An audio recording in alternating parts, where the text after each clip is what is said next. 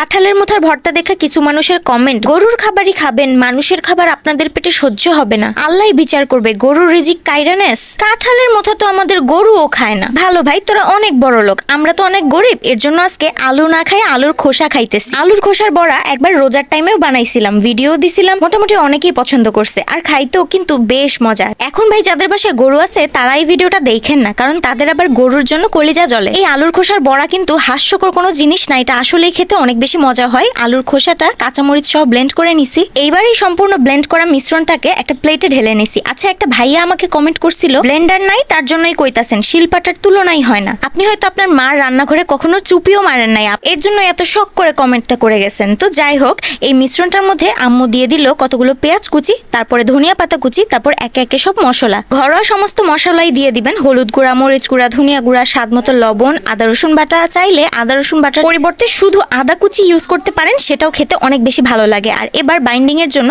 একটা বড় চামচ ভরে বেসন আর একটা বড় চামচ ভরে চালের গুঁড়ি দিয়ে দিছে, খুব সুন্দর ক্রিস্পি হবে। কাঁঠালের মুথার ভিডিওটাতে আমি বলছিলাম যে হালাল খাবার সবটাই মজা, এটা নিয়েও সবাই মজা নিতেছিল যে আমি নাকি নিজের ফেস শো করি আর উপর দিয়ে হালাল হারামের জ্ঞান দেই, আমার জ্ঞান নাকি কেউ শুনতে চায় না। আচ্ছা আপনারাই বলেন, মানুষ ঘুষ খাইতেছে, হারামের পয়সা খাইতেছে, আর তারপর হচ্ছে এত মেডিসিন কেমিক্যাল ওয়ালা খাবার, ভেজালওয়ালা খাবারও মানুষ চোখ বন্ধ করে মজা নিয়ে খায় ফেলতেছে। আর একটা কাঁঠালের মুথা দিয়ে ভর্তা বানায় দেখাইছি, আমি বলিও নাই যে আপনারা খান, আপনাদেরকে খেতেই হবে, কিন্তু সবার এমন একটা ভাব যেমন বিষ খাইতেছি, কন্টেন্টের জন্য বিষ খেয়ে দেখাচ্ছি। আপনার একটা খাবার পছন্দ নাই হইতে পারে, এর জন্য যে একটা খাবারকে আপনি এত বাজেভাবে ট্রিট করবেন, এত খারাপ খারাপ কথা বলবেন, সেটা তো হয় না। সে যাই হোক, এতক্ষণে বকবক করতে করতে আমার আলুর খোসার মজাদার বড়া কিন্তু রেডি হয়ে গেল। এই আলুর খোসার বড়াটা ডাল ভাত দিয়ে খেতেও অনেক বেশি ভালো লাগে, আর খালি খালি খাইতে তো তুলনাই নাই, অনেক বেশি মজা লাগে। চাটনি দিয়ে, সস দিয়ে, যা থাকবে বাসায় তা দিয়ে খেতে পারবেন, খুবই ভালো লাগবে। আর লুকটা দেখেন কত সুন্দর লাগতেছে, একদম ক্রিস্পি ক্রিস্পি হয়েছে। আমাদের বাসায় পুদিনা পাতার চাটনি বাটা ছিল, সেই চাটনিটা দিয়ে আমি খাইছিলাম,